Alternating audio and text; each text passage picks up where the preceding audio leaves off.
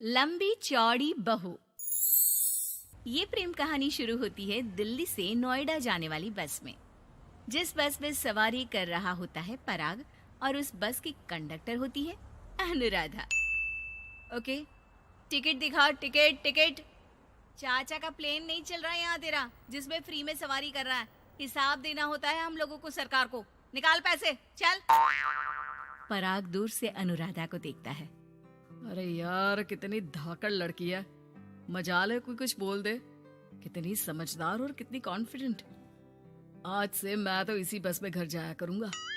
अब क्या था, भले पराग को घर जाने के लिए 10 बस छोड़नी पड़े, भले 20 किलोमीटर की यात्रा खड़े होकर पूरी करनी पड़े, लेकिन आने जाने का सिलसिला वो अनु की बस पर ही करता।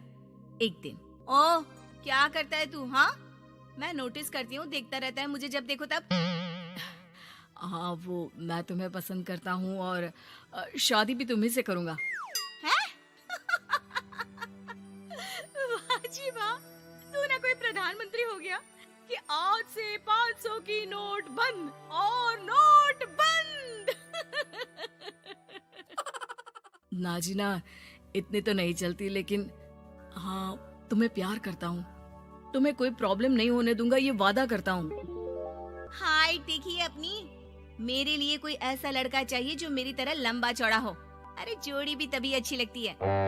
जरूरी नहीं है, जो आपको खुश रखे, आपकी इमोशंस को समझे और आपसे बहुत सारा प्यार करे, जोड़ी तो उसी के साथ अच्छी लगती है। फिर क्या था, हीरोइन को हीरो से प्यार हो जाता है और दोनों शादी कर लेते हैं। शादी के बाद देख, अब तो इस घर की बहू है। अगर समझ गई है तो ये कंडक्टर वाली ड्रेस पहनकर घर से निकलने की जरूरत नहीं है। पराग अच्छा कमाता है तो तेरी नौकरी की भी जरूरत नहीं है हम लोगों को। अरे कैसी बात कर रही है माँ जी? यूँ कोई सरकारी नौकरी छोड़ता है क्या? और जब मेरी नौकरी लगी थी, मेरी अम्मा कितनी खुश हुई थी पता है? मैं तो नौकरी करूंगी। अरे नौकरी करेगी तो डंडे से मारूंगी, और हाँ, जो निकली घर से बाहर ना, तो हाथ पैर तोड़ दूंगी और घर से बाहर निकाल दूंगी, देख लेना। अनु को समझ में नहीं आता कि वो सास को कैसे समझाए कि सरकारी नौकरी लगना आसान बात नहीं होती, और उसने इस नौकरी को पाने के लिए कितनी हार्ड वर्क की थी। रात को अनु पराग से बात करती है। देखो पराग, मैं नौकरी करना चाहती हूँ। मुझे नहीं पता था कि तुम्हारी माँ को मेरी नौकरी से प्रॉब्लम होगी, वरना। ऐसी बात नहीं है, मैं माँ को समझाता हूँ। अगले रोज, देखो माँ, महंगाई का जमाना है और मेरी प्राइवेट नौकरी है। आज है कल का पता नहीं। वैसे भी अनु की सैलरी मेरी सैलरी के बराबर है।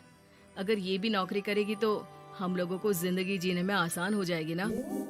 सास को बेटे की बात समझ में आती है और वो अनु की नौकरी के लिए मान जाती है। अगले रोज, बेटा, बहू, तुम लोगों को लेकर मुझे कुल देवी के दर्शन के लिए जाना है, तो रविवार को दोनों सुबह ही तैयार हो जाना। अगले रोज दोनों तैयार हो जाते हैं और कुल देवी के मंदिर पहुंच जाते हैं। क्या संतोषी बहन, ये कैसी बहू ले आई हो। बहू बेटा लग रही है और बेटा बहू। अरे कोई पहलवानी लड़ानी थी क्या, जो इतनी लंबी चौड़ी बहू ले आई? अब क्या बताए पंडित जी, जो बेटे ने पसंद किया हमने उसे हाँ कर दी। अब बेटा जाने और उसका परिवार। और ये तो बस कंडक्टर की नौकरी करती है, इंटरस्टेट। और सच्ची, वाह वाह वाह, यह तो बड़ी बात है संतोषी। तुम तो किस्मत वाली निकली जो सरकारी नौकरी की बहू ले आई। यह तो वही बात हो गई कि घी के लड्डू का कोई शेप थोड़ी ना देखता है तो घी का लड्डू ही। सास को बहू की तारीफ सुनकर बिल्कुल अच्छा नहीं लगता। वो जल्दी से पूजा पाठ करवा कर उन लोगों को घर ले आती है। एक रोज, संतोषी बहन, तुम लोगों का घर बड़ा अजीब सा लगता है। भाई साहब बहन जी, और बहन जी भाई साहब जैसी। अरे बस किया कर, सरकारी नौकरी देखी तो हाँ बोल दिया, और इतना भी क्या, पैसे की चिंता। चलती हूँ, खाना बनाना है। क्यों, बहू नहीं बनाती क्या खाना? अरे नहीं, वो तो नौकरी करने जाती है ना, तो उसके आने से पहले खाना बना देना पड़ता है, वरना पता है ना आजकल की लड़कियों की जबान कितनी लंबी होती है। तेरी बहू की तो कुर्सी तोड़ने वाली नौकरी है, यहाँ बैठती है जैसे उठकर ऑफिस में बैठ जाती है, फिर क्यों थक जाती है कि खाना भी नहीं बना पाती। मेरी बहू भले कंडक्टर है, लंबी चौड़ी, लेकिन बता रही हूँ सारा दिन सवारी से मत्था पच्ची करती है, लेकिन मजाल है शादी के बाद एक दिन भी मुझे किचन में जाने दिया हो ना जी ना। दोनों पड़ोसन वहां से चली जाती है।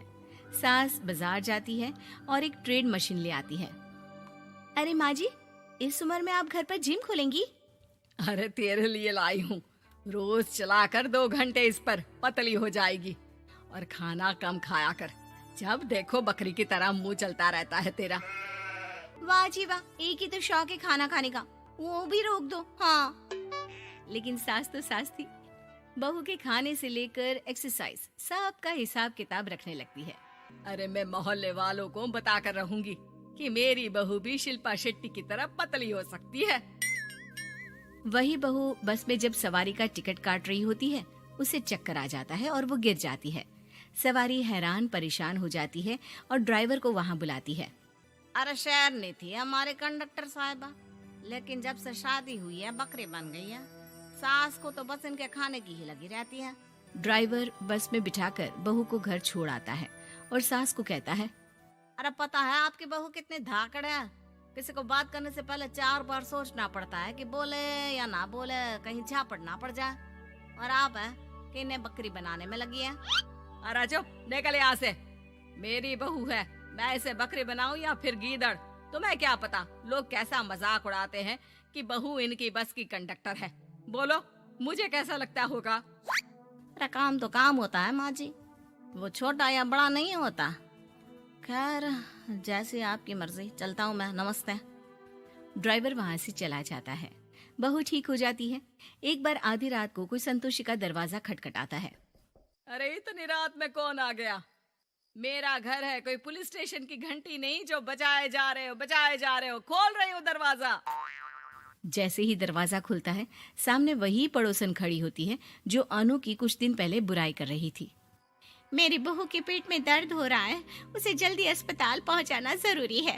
हाँ तो पहुंचाओ, और जल्दी लड्डू के साथ खुशखबरी भी सुना देना। हाँ, काहे हमारा दरवाजा पीट रही हो? अरे सुनो तो, अपनी बहू से कहो ना कि सरकारी बस को थोड़ी देर के लिए दरवाजे बुला ले। क्या है ना, कोई साधन नहीं है अस्पताल ले जाने के लिए। सास अनु को कहती है और अनु बस को बुलाकर पड़ोस वालों की मदद करती है, जिसके बाद पूरे मोहल्ले में अनु की तारीफ होने लगती है। सच में लंबी चौड़ी बहू के साथ साथ लंबा चौड़ा दिल भी है बहू का।